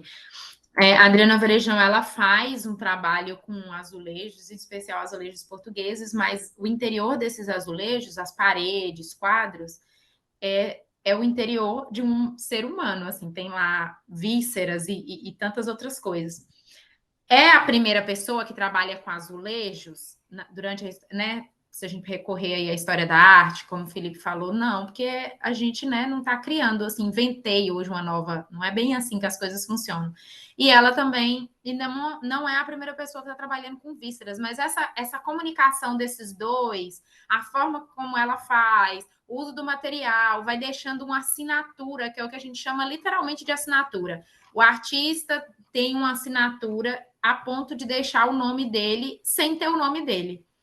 Então, ela está usando, o que o Felipe falou, né? Ela está usando, tem quesitos aí da história da arte, azulejos, portugueses, antigos, e tem quesitos novos, contemporâneos, que é esse material que ela usa, que é bem novo, são tecnologias novas para ela produzir essas vísceras aí dentro dos azulejos. É um trabalho, assim, interessantíssimo, vale muito a pena visitar para ver. E ela combina, né, história com questões corpóreas e ela faz toda essa combinação. Para mim, é uma artista que dá para a gente perceber assim, essa conexão histórica. Que tem Vendo aqui. Bem diferente mesmo, né? Pode falar, Erlan. Tô olhando aqui os quadros da mulher. Quadro não, as esculturas. Oi, Felipe. Boa noite. Satisfação te rever. Tudo Bom, bem? como é que você tá? Tranquilo? Beleza. Graças a Deus. Parabéns. Não pude acompanhar sua exposição, mas tenho certeza que foi bênção. Eu não li esse livro do Makoto Fujimura, esse Arte e Fé. Eu li aquele Culture Care, acho que não foi traduzido. Não, acho que não. Tem uma perspectiva nele, num capítulo dele, e fala sobre a beleza ser um alimento para a alma. Assim como ele faz essa comparação entre alimentos que são saudáveis, que são bons, que são nutritivos, e a beleza também, ou a manifestação visual. No Arte e Fé, há algum tipo de alusão à necessidade do ser humano de contemplação, de absorção da beleza? Como é que funciona? Sim, uma das teses dele, ele fala sobre isso mesmo, né? Que por mais que não seja necessário num aspecto biológico, né? Porque ele fica fazendo essa jogada, né? Assim, a gente tem necessidades que são biológicas e a gente às vezes se apega muito a elas, mas Cristo nos fez com necessidades que vão além do biológico. E a beleza seria uma delas, assim, o aspecto estético, né? Você está em contato com o belo, né? E a gente poderia colocar aqui um conceito de belo diferente, mas Tem sim essa questão. Ele tá, na verdade, um livro está conectado com o outro. O Culture Care está trabalhando mais essa questão mesmo de você prover elementos na cultura que permitam o artista aflorar, né? Que é justamente de cuidar da cultura. Aqui ele está mais fazendo o que ele chama de teologia do criar mesmo. Assim, o que, que seria essa criação artística, né? De onde é que ela viria? O porquê que a gente tem que fazer, né? E ele vai trabalhar, é bem legal esse livro. Ele vai trabalhar essa questão de, olha, a gente é co-criador, Deus nos fez para criar também, toda essa questão da imaginação, da gente ver o excesso de significado nas coisas e replicar isso. Tá? Legal, vale a pena ler. Bom te ver Valeu, Felipe. também. Rosana?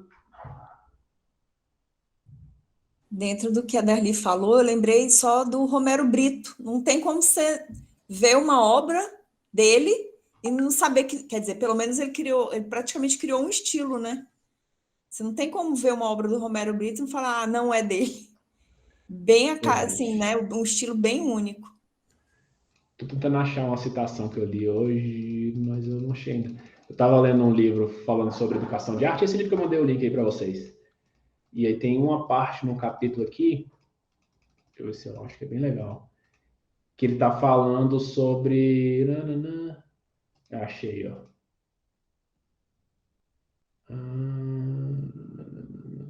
Tá. É uma parte que ele está falando sobre justamente do artista, né, do desenvolvimento de arte. Eu estava falando dessa questão da subjetividade, né, da gente às vezes ver o artista como uma expressão, um cara que sabe expressar o que está dentro dele, assim, né? Como se fosse algo completamente desconectado, né? Do restante dos outros artistas e do que está acontecendo, assim. E ele está falando é uma carta da Virginia Woolf, né? Que é uma poeta americana bem interessante de ler.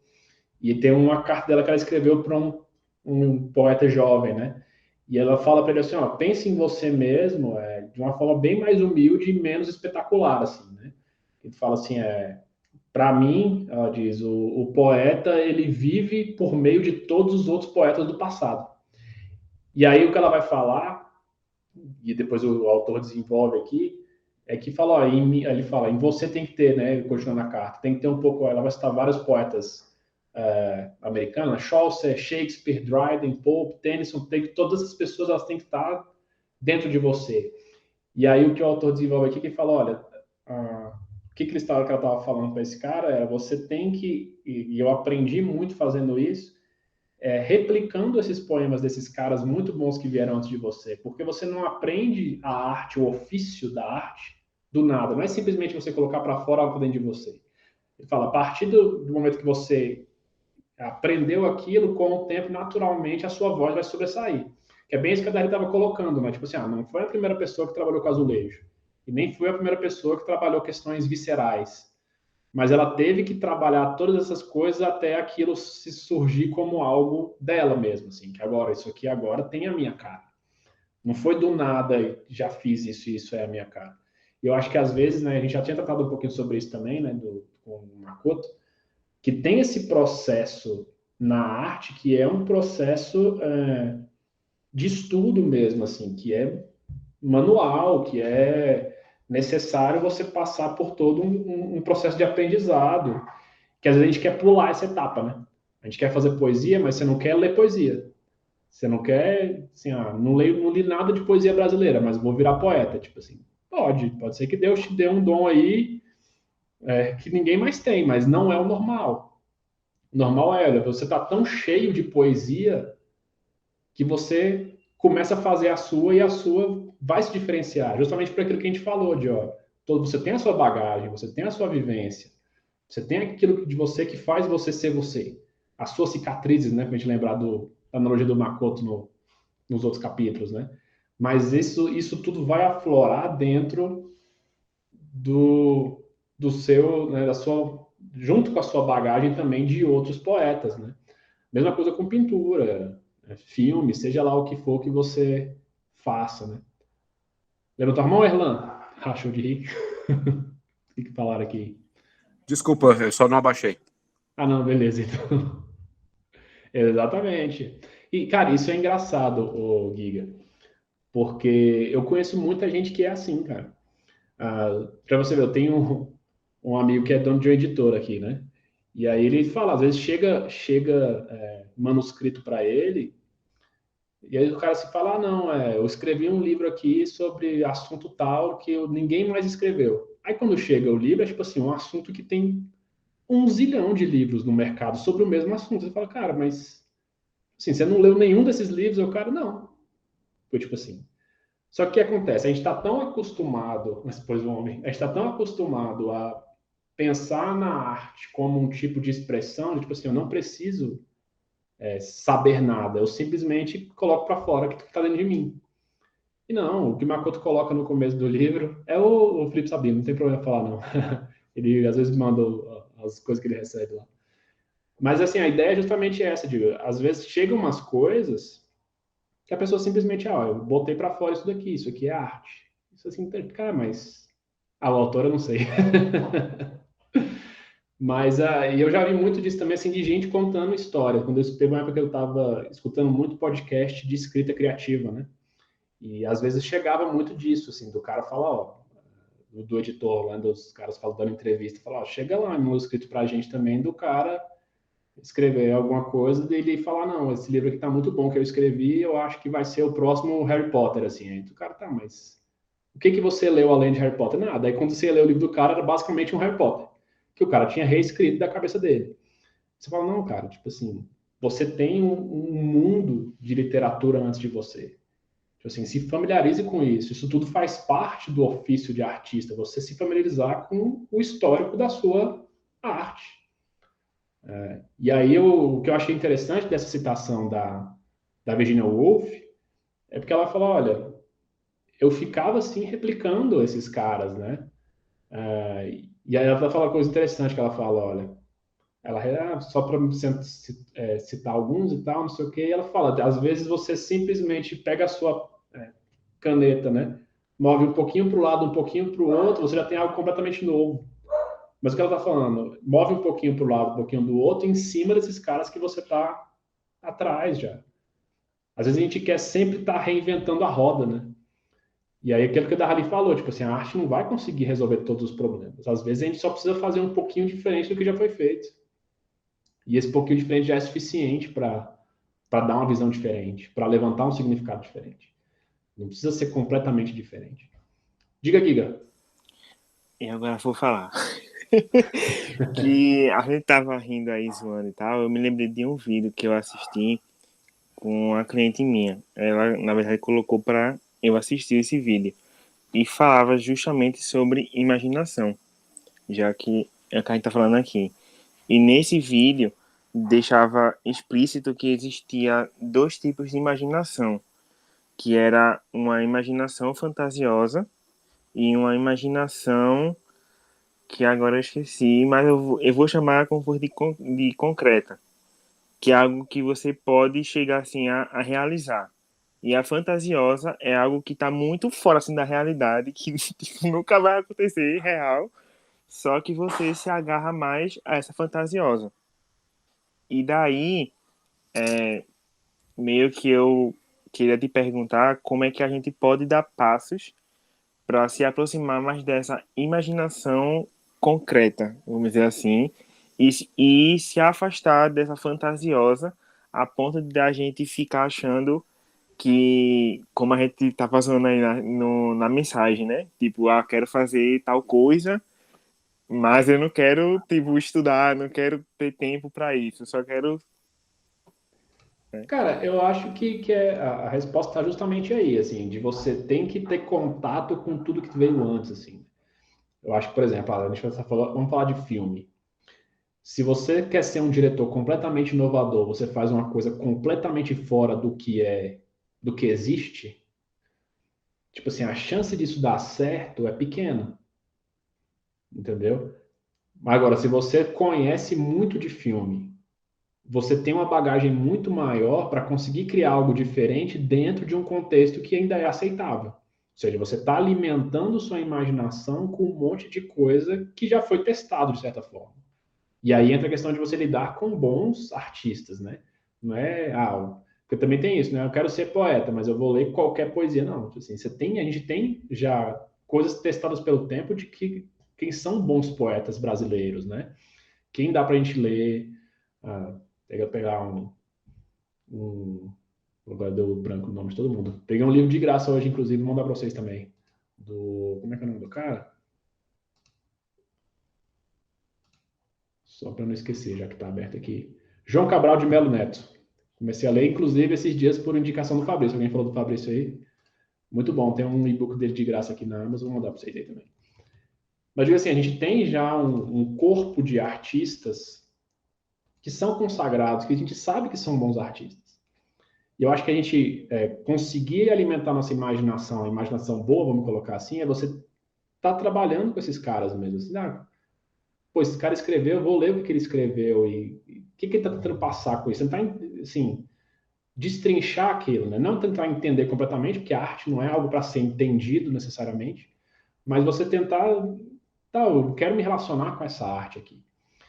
E eu acho que você acaba naturalmente fugindo dessa imaginação muito fora da caixa, porque você vai estar vendo o que foi feito. E a maioria das vezes você vai ver que, tipo assim, cara, a maioria dos clássicos que a gente tem, pensa em cinema, clássico de cinema que vocês já viram, a maioria deles não tem nada de super fenomenal, fora do normal. Eles são clássicos porque eles são muito bem feitos. E elementos simples foram modificados para fazer uma coisa sensacional. Vocês já assistiram o Taxi Driver, do Scorsese? Filmaço, maravilhoso. Não é um filme, se você pensar, tipo assim, ele é completamente fora do normal, não. É um filme normal, só que é um filme normal muito bem feito. Pega, sei lá, vou falar de poesia, Fernando Pessoa, gosto de Fernando Pessoa. Acho um bom poeta. O que ele tem de absurdamente diferente de outros poetas? Não tem. Nenhum artista, ele igual você falou, né? Tem uma imaginação fantasiosa, ele é completamente diferente. É gente que está acima da média. Só que para você estar acima da média, você tem que conhecer a média, para você saber como é que você vai estar acima. E eu acho que o problema está aí. A gente quer ou se diferenciar demais, e veja bem, em alguns momentos pode ser que se diferenciar demais dê certo. Não é o... Eu nem acho que seja completamente ruim você ter uma imaginação fantasiosa demais, porque ela pode te ajudar a encontrar elementos que você consegue mexer e vai dar certo em algum momento. Eu acho que o problema é quando você quer sair completamente do que existe, aí você tem um problema. E se você também ficar só naquilo que existe, você também vai ter um problema que você nunca vai, né, se diferenciar, assim. Mas eu acho que o ideal é se familiarizar com aquilo que existe na sua área, e não só na sua área, arte de forma geral, porque você acaba tendo contato com outras coisas, você escreve, mas você vê filme, você também vai se alimentar com aquilo, né? É arte de forma geral. E aí você ir tentando mexer com detalhes, assim, pequeno, né? Tentando fazer bem feito o simples antes de tentar ir para o mais elaborado, vamos colocar assim. Mais alguém? Que texto é esse aqui? Na verdade, era mais uma provocação e o Giga meio que tangenciou o assunto, e você também. Eu fiquei logo de cara, quando você falou da imaginação, eu fiquei pensando sobre patologias da imaginação, até onde vai uma imaginação fértil e a partir de quando começa a ser uma alucinação, uma... Não, mas é só uma ponderação mesmo, não é nada... Eu ainda não, Mas é uma boa pergunta, né? eu não tinha me atido para isso. Foi mesmo. Então, será que eu ainda estou dentro do normal? Mas isso é complicado por conta disso, que, por exemplo, se a gente for para a história das artes, a gente sempre vai achar esses caras que são exceções. Que são, sei lá, você pega um Kafka. O Kafka, na época que ele estava escrevendo, era muito diferente do que tinha, apesar de ainda ser literatura. Então, assim, qual é o ponto, né? Qual é o limite? Até onde eu posso esticar a corda, onde eu ainda me mantenho dentro do aceitável e assim, não tô, né? Sei lá, não sou um doido. É difícil saber, assim. É por isso que eu acho que essa ideia de a gente ver o artista sempre como um cara, em alguns aspectos, progressista, né? Ele sempre vai estar Felipe, esticando a corda. Oi? na dúvida, consulta um psiquiatra, né? É... é uma boa também. Mas eu gosto dessa ideia de você sempre poder esticar a corda um pouquinho, assim. O meu medo é a gente tentar esticar a corda demais sem ter aonde ancorar ela. Ou seja, a gente tem que pegar a história ali para você ter onde está amarrado, ou seja, eu consigo esticar a corda, mas eu sei para onde eu volto. E aí eu gosto de falar de cinema porque eu acho que o cinema, alienista é muito bom. O cinema ele mostra isso muito bem. Os grandes autores, os grandes diretores, geralmente, eles dão uma esticada na corda, mas eles sempre sabem para onde voltar. Então a história ela vai um pouquinho, mas ela olha, você sabe onde é que ela está, você sabe mais ou menos para onde é que ela vai. Ela dificilmente muda completamente que você começa a falar assim, olha, isso acontece geralmente com um filme ruim, que aí o final é uma coisa que você nunca espera, você fala, cara, como assim? De onde é que esse cara tirou isso? Por quê? Por quê? Porque o cara esticou a corda demais e o negócio arrebentou. Mas para isso você tem que estar ciente, né? E eu acho que você alimentar a imaginação aqui é interessante, né? É tanto você ter contato com mais arte, eu acho que é sim um ponto, mas também, como eu falei, né? Eu acho que o bom artista ele vai estar sempre com uma visão mais ampla de, tipo assim, tentar ser um bom psicólogo, ou seja, ver as pessoas mesmo, tentar entender as pessoas, entender mais do que o normal, né? De ver que, olha, essa pessoa aqui, ela age desse jeito, mas eu não vou para a resposta simplista. Vou tentar entender que tem muito mais coisa, né? A pessoa é um aglomerado de sensações ali que eu preciso tentar captar. Porque isso vai te alimentando e automaticamente vai te fazer ver como outros autores veem as pessoas. Então, isso é interessante, né? Por exemplo, você pega o Alienista, pega o Machado de Assis. Quando você lê Machado de Assis, você vê o jeito que ele via as pessoas da época dele era um jeito muito característico, assim, bem interessante de ver. Mas você pega, por exemplo, um Lima Barreto, já é um pouco diferente, assim, ele já tem uma visão um pouco mais, talvez, pessimista, pelo menos no Policarpo Quaresma, assim. Então, assim, você já começa a constatar, eles estão mais ou menos ali mesma época, o Lima Barreto um pouco depois, mas já te dão uma visão um pouco mais ampla da psicologia de, olha, está se desenvolvendo, assim, né? Tá interessante. E eu acho que esse é um exercício bom também, de olhar para as coisas, olhar para as pessoas, olhar para a realidade e tentar ir captando isso. É mais do que o olhar de artista, às vezes um olhar até técnico mesmo, tipo assim. E aí eu acho que ler livros técnicos ajudam também, né? Filosofia, psicologia, crítica de arte, né? É forma de você ir enriquecendo o seu olhar sobre as coisas, de certa forma. No final das contas, vai ser sempre você tentando achar uma nuance. Eu nem vi que a Nadia ia sair, depois eu falo com ela. Você tentar enriquecer o seu olhar sobre as coisas para ver novas nuances, e essas nuances elas vão ser representadas artisticamente, né? Então, assim, no final das contas vai ser isso. Mas como é que você pode ampliar essa sua visão? E tem N formas. Júlia? Até que horas que a gente vai, eu não lembro, mas tô falando aqui e não... O céu é o limite. O céu é até morrer, né? De fome, então... Fome é importante para acabar, tem um limite. Eu queria fazer uma consideração que eu sempre anoto, eu gosto muito de anotar. E hoje eu peguei uma folha, porque eu já tinha anotado coisa atrás dela, e deu uma folha A3 inteira. Muito boa esse encontro. Nossa, eu amei. E segunda coisa era pra gente tirar uma foto, todo mundo junto. Acabou, a Darly Agora a acabou Darly de sair. saiu, fala pra ela voltar pra tirar foto. Tô mandando. Ela viu a mensagem, vê se ela volta. Tu mandou pra ela. Vai, voltou.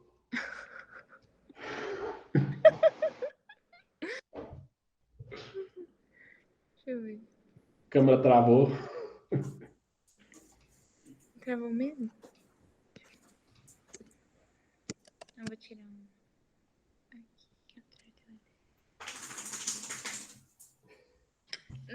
Não tá dando. Oi, minha cachorra. Quer que eu tire? Eu já tá pronto aqui, eu só tava esperando o Robert. Acho que não vai dar mesmo. Será que Robert não foi pôr os meninos para dormir? Porque a Robert! câmera dele travou. Eu tô aqui, mas a minha câmera não tá abrindo. Você escreveu aqui do lado, eu não tinha visto. Tudo bem, então. Então, 1, 2, 3 e... Aí. Valeu, Darli. Eu não tinha Valeu, despedido de você. obrigada. Mais dúvidas, mais questionamentos, mais considerações? Pode falar. Pode falar. Não, era só isso aí mesmo. Eu amei o dia de hoje, muito bom. Obrigada. Que bom que vocês gostaram, espero ter sido proveitoso. E eu estou à disposição, gente, que a Darli tem meu número, se quiserem falar, perguntar coisa depois, pedir indicação, a gente estuda para isso Eu mesmo. estou orando, ô Felipe, para você entrar no grupo lá conosco. Aí Mas você eu falei para vocês me colocarem no grupo, ninguém me botou, aí eu desisti. não lembro disso, não, te juro. Não seja por isso, na reunião aqui, ó, vó. Pode mandar o link que eu entro, sim, sem problema. Tá bom. Vai ser um prazer. Acho que, para mim, o resumo dessa palestra é: sejamos artistas sem sofrimento. Sim. Também, né? Ai, sejamos mais artistas com alegria, né? Não, mas eu confesso, eu tenho escrito, ultimamente estou meio parada, poesia, né? Confesso, quando eu sofria mais, eu escrevia. Porque agora acho que a graças dor tem a Deus está bem e nem olha a cara da poesia. Eu acho que é porque a dor tem sei lá, Tem que extravasar, né? É um negócio assim que sai criando de uma forma muito louca na que tá na dor, sabe? E tristeza é a mesma coisa. E é muito difícil você ter inspiração, conseguir escrever quando você tá alegre. Porque quando você tá alegre, você só quer sentir alegria, extravasar ali na hora, só que você não consegue criar alguma coisa Ô, Giga, mas tem uma coisa, eu até falei na última reunião sobre isso um pouco, eu acho interessante, porque eu acho que talvez isso mostre pra gente que a gente não tem um vocabulário para escrever sobre alegria. A gente está tão acostumado a lidar, a entender nossos sentimentos, né? A lidar com nossos sentimentos só quando eles são negativos, que quando a gente tem sentimentos positivos, a gente não sabe o que fazer com eles, assim. E eu acho que esse é um exercício interessante, porque a gente, como artista, a alegria, a felicidade é uma nuance da realidade, é algo que está aí, é um significado a mais nas coisas, né? E talvez a gente se forçar, porque eu acho que é um esforço mesmo, né? Se forçar, tipo assim, como é que eu exprimo essa alegria que eu tô sentindo? E é interessante isso, né? Porque, assim, realmente eu acho que a gente tá tão acostumado a, tipo assim, você tá triste, então você tem que se conectar com seus sentimentos. Mas quando você tá alegre, sim, você tem que se conectar com isso também. E eu entendo por um lado, porque a gente acaba querendo extravasar a alegria com outras pessoas, então talvez você vai fazer outras atividades, né? Que não seja necessariamente produzir arte. Mas você acaba também tendo tempo para isso sozinho em algum momento, né? A gente pode talvez tentar aproveitar isso. Eu não sei, assim, só pensando, né? Coisas que me vieram à mente agora, mas é interessante. Quem levantou a mão, não lembro. Erlan? Erlan. Eu acho que a Júlia levantou primeiro. Ela baixou? Eu abaixei, mas era uma consideração que nessa última pregação que teve na minha igreja, a gente foi comentado sobre oração e como é importante ter uma base de quando a gente quer fortalecer que a nossa oração seja mais tenha mais coisas, sabe? Não seja vazia, não seja só uma repetição de paizinho, tipo, tenha conteúdo, você tá ali falando com Deus, você tem que ter conteúdo. E como a Bíblia traz muitos exemplos para isso, de como uma oração pode ser rica nisso e ter essa base de salmo, tipo o livro de Salmos, ter essa. E foi comentado exatamente sobre isso. Podia ter uma base, assim, para ter um resultado bom. Era isso. Salmos são muito bons para isso. E tem salmo de alegria também, tem só salmo de tristeza e morte e gente se matando. Júlia, você acabou de criticar o worship. Falo mesmo, não gosto. É só uma repetição ininterrupta de palavras ou frases. Vou falar. Vai lá, Erlan. Então, Felipe, lembrando da nossa época de estudo de filosofia grega, citando Aristóteles, o Aristóteles, no Poética, ele cita a diferença entre os dois gêneros de poesia tragédia e comédia. E aí ele meio que exalta a tragédia porque ela é a única que tem a capacidade de nos elevar, de nos conectar através da dor, do drama, do desespero e nos elevar a um estado mais alto e tal, ao passo que a comédia ela serve só para perder tempo, para você dar uma risada de que acaba na hora, ele dá uma criticada no Aristófanes, nas sátiras deles, então parece que o jogo virou, né? Parece que hoje existe um lado mais dramático na comédia, existe um lado mais... A gente consegue fazer essa reflexão em meio ao riso, em meio à alegria, sabe? Parece que toma essa, Aristóteles, né? Então, você acha que para o século XXI o meme ele foi elevado à categoria de arte? Cara, boa pergunta. Eu sigo umas mulheres no YouTube que são bem legais, o canal delas chama The Take. Eles fazem vídeo de crítica cultural e elas falam muito sobre a memificação, né? Que ela fala que assim, hoje em dia você ser tornado um meme é algo relevante, né? Tem até um vídeo delas, por exemplo, sobre os memes da família real britânica, né? Eles falam, tipo assim, por mais que eles queiram acabar com isso, o fato da família real virar um meme é o que perpetua ela com as comunidades mais jovens, né? As pessoas mais jovens, o acesso delas a muitas coisas é através de memes, né? A maioria deles não viram os filmes, mas conhecem os memes das cenas dos filmes. Isso é interessante. Agora, se é arte ou não, é uma discussão boa, assim, eu não saberia responder, tipo assim, porque a maioria acaba sendo um recorte de alguma outra obra de arte, né? Mas você também tem memes que são criados para ser memes, assim. Então, assim, eu acho que ainda é uma coisa que a gente vai precisar esperar um tempo para a discussão avançar um pouco mais. Mas é uma questão legal de discutir. Giga? Sim, voltando de novo ao assunto que a gente estava falando de alegria, de tristeza, eu lembrei do livro da Julia Cameron, que é O Caminho do Artista, que tem até um trecho que ela fala sobre isso, sobre criar na dor, criar na alegria, e ela fala que todo artista ele deve ter cuidado quando estiver criando apenas na dor, porque aquilo, como a gente até falou, né, que pode se tornar até um vício de só querer criar na dor, de ter que passar por dor para criar, de ter que passar por tristeza para criar, de como fosse ir por caminhos que você sabe que vai se machucar, entendeu? Para criar alguma coisa depois, sabe? E daí ela até fala sobre isso, dá esse toque e faz essa inversão de caminho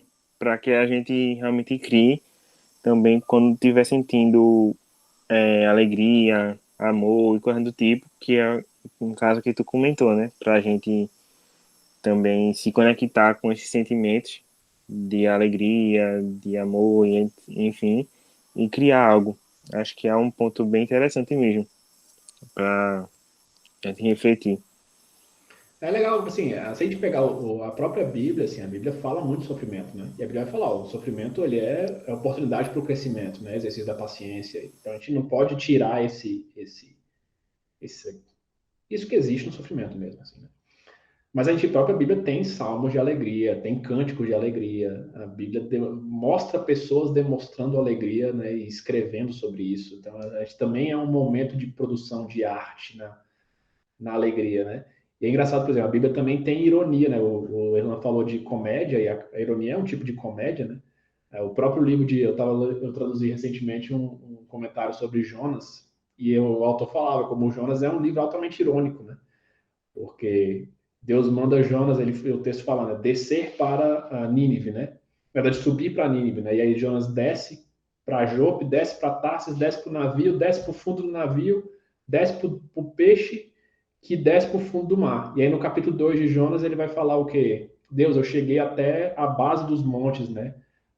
Eu cheguei até o mais baixo do Sheol, ele usa o termo mesmo de abismo, né?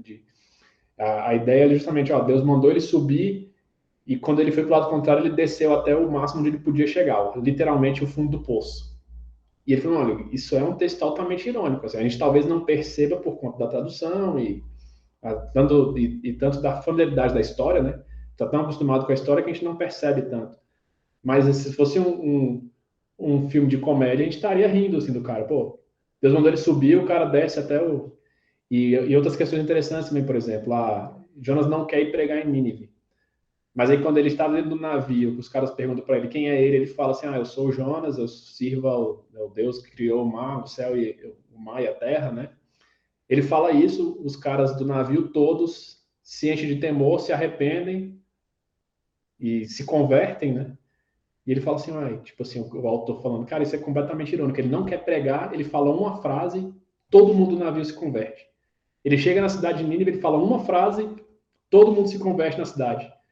E aí depois vai a discussão dele, que é clássica com Deus, né? Ele fica com raiva porque Deus mata a planta que estava dando sombra para ele, mas ele não estava nem aí para 120 mil pessoas que iam morrer na cidade se não tivesse se arrependido. Então, assim, o autor vai mostrando como, cara, ele é uma história cômica mesmo, assim. E ela é real, é uma história mesmo, é histórica, a gente não está falando que não é. Jonas era botânico. Verdade. Então, mas é uma história altamente irônica, assim. A Bíblia tem essas coisas, porque a arte ela pode ser trabalhada de N formas. Tá?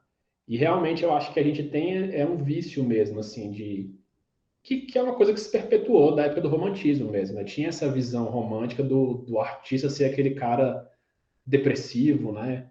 Alcoólatra, que só consegue criar quando ele está no mais baixo, que ele consegue se conectar para tirar de dentro dele. Mas a verdade é que a Bíblia fala para a gente, olha só, você cria porque Deus te deu uma capacidade de criar olhando para aquilo que ele te deu de criação. E essa capacidade ela está aí dentro de você, independente do sentimento que você está tendo.